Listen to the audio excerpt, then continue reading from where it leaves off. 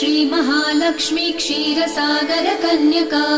उत्तिष्ठ हरिसम्प्रीते भक्तानां भाग्यदायिनी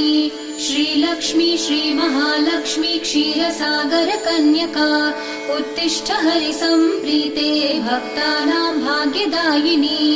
उत्तिष्ठोत्तिष्ठ श्रीलक्ष्मी विष्णुवक्षस्थलालये उत्तिष्ठ करुणापूर्णे लोकानां शुभदायिनी उत्तिष्ठोत्तिष्ठ श्रीलक्ष्मी विष्णुवक्षस्थलालये